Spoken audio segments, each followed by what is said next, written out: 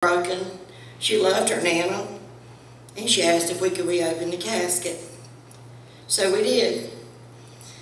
I stood behind her, hugging her so tight, watching my mother lay in that casket, and she turned right around and left. There was nothing I could do. She continued to bounce around for 3 months. 3 more months. She would check herself back into the same rehab facility, time after time after time.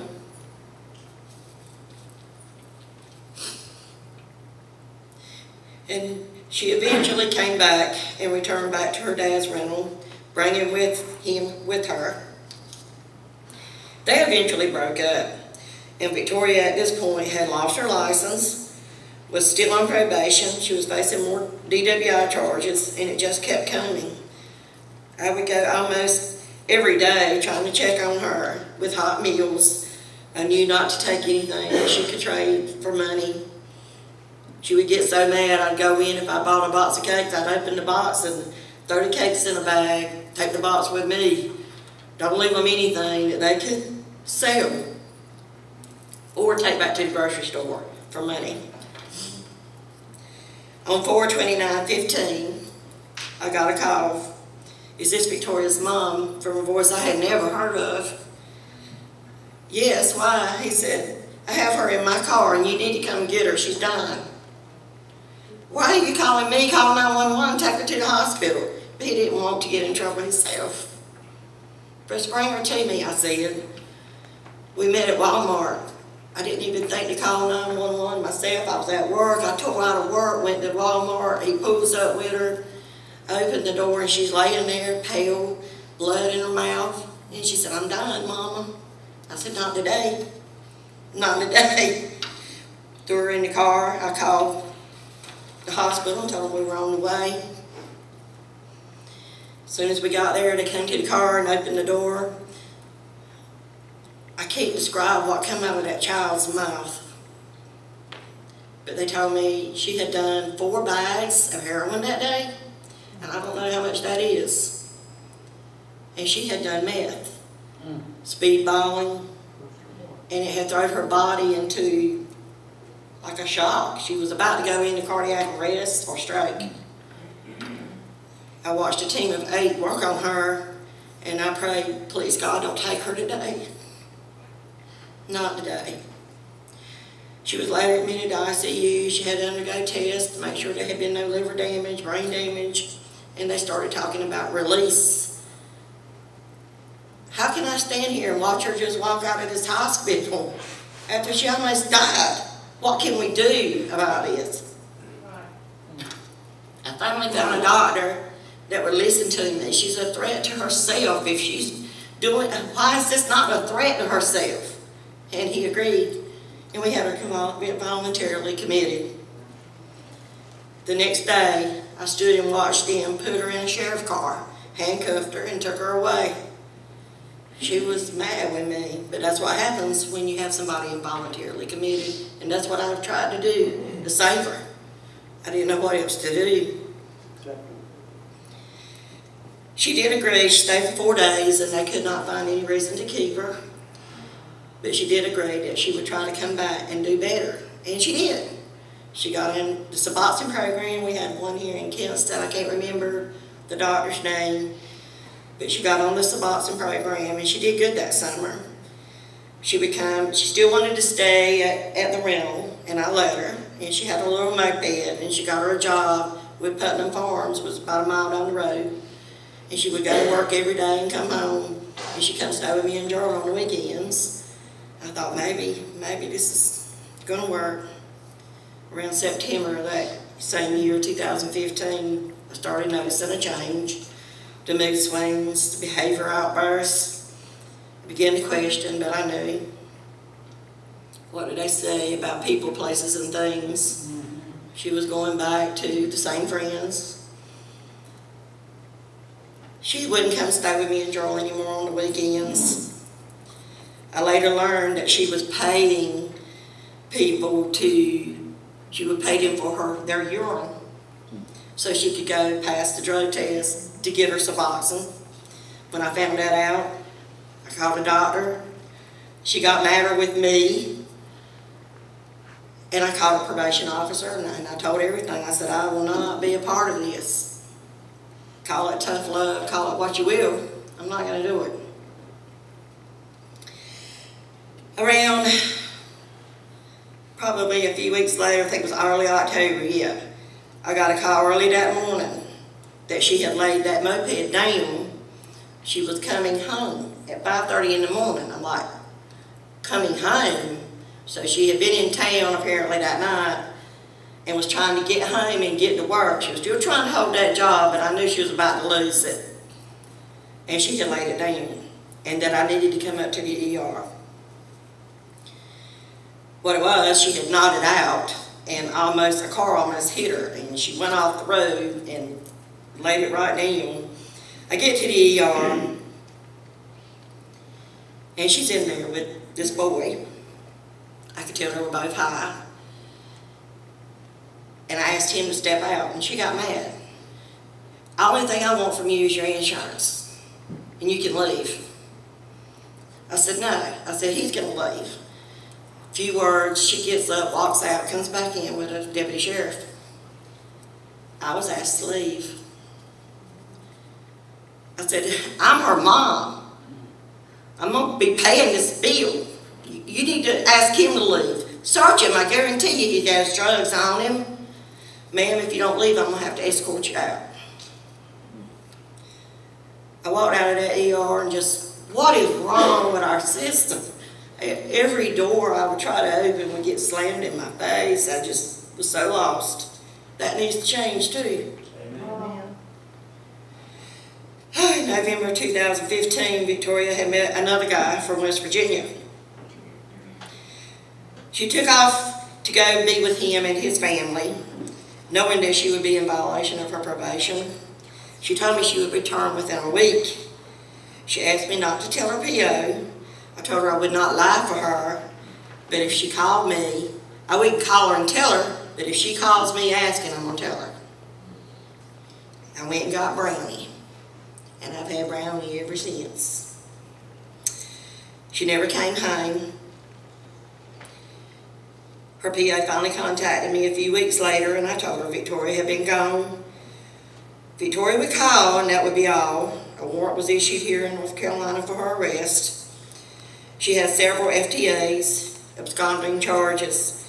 When she found that out, she said, well, I'm not coming home. She meant it. She said, Mom, I'm not going back to jail. I don't know if I had mentioned, but she had pulled 45 days in county jail for probation violation. She said, I'm not going back there. She was up there in West Virginia with several inches of snow on the ground. She would call. They would be fighting. He would be locked her outside. And I would tell her, call the police. It's time for you to start facing what you've got to face. And I'll go get you, and we'll deal with this. No, forget it. Hang up. She was wanting money for a hotel room. And I'd say no.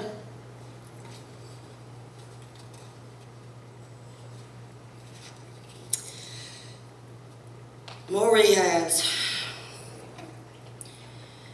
April the 1st, I remember getting up that morning and seeing a Facebook post, hello Miami.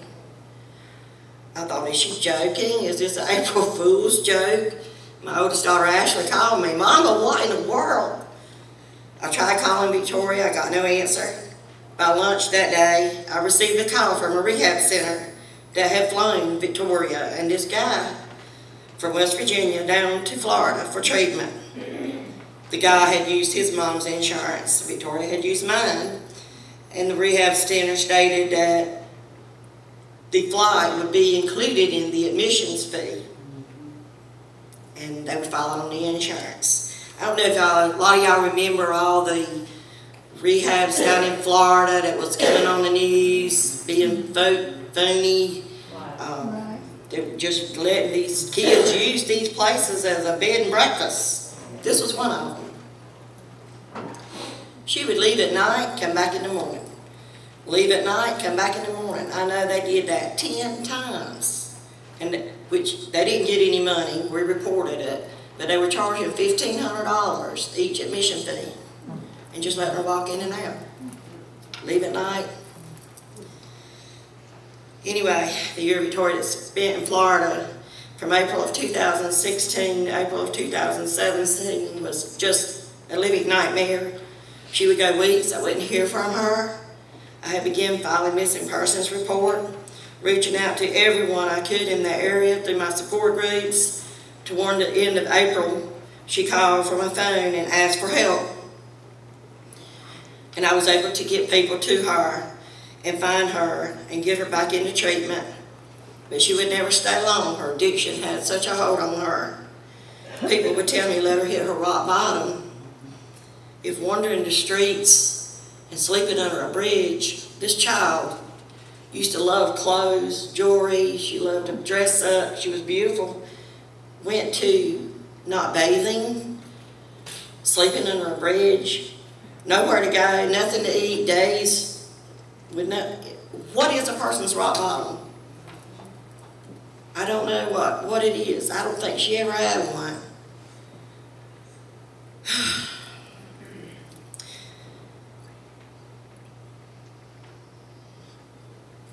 She was my child, and I couldn't let go.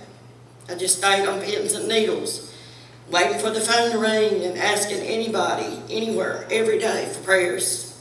In September of 2016, we had Hurricane Matthew. I don't need to remind any of you about that.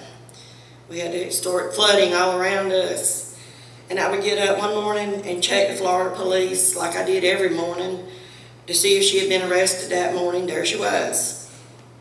They finally had her. Victoria was arrested along with several others. One particular man, they named J.C. Crawford. He had taken Victoria off the street along with several other girls. He was being charged with human trafficking.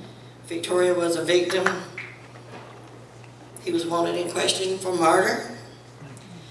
Victoria called me later that day. She was getting dope sick and she was tired. And I remember her saying, "Mama, I'm so sorry. I know that you're so ashamed of me. I don't care, Victoria, what you've done. I'm will always be here for you." I learned that he kept his girls so high, they didn't even know what they wore. He would often beat them.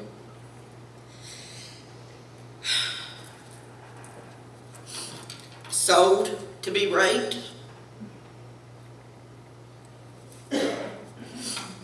He was prostituting them out. Victoria told me he had, it's like they were a family. I mean, he had literally brainwashed these girls. It's like they were a family. He was the daddy. I remember when we got her back into treatment, they told me she had that, what's it called?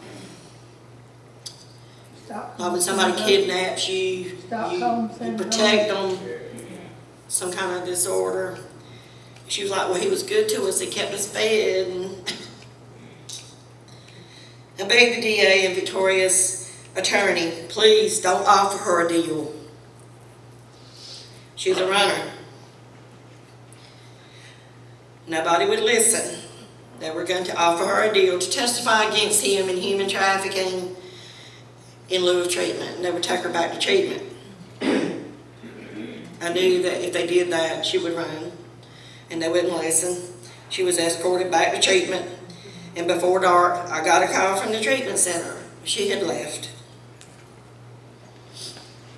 The police were not going to look for her. They weren't going to spend any time.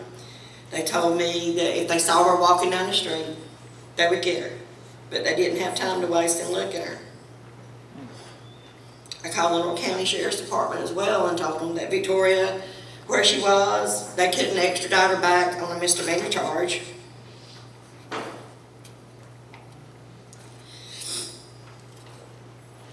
And she just stayed hid. She kept running. She wouldn't call. I think she went back to him for a while. She would just go weeks. I wouldn't hear a word. She got to the point where she wasn't trusting me anymore.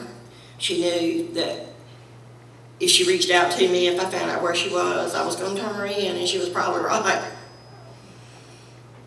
She had several men that would offer her a place of safety to stay, would give her a place to live, because Victoria was a very beautiful girl.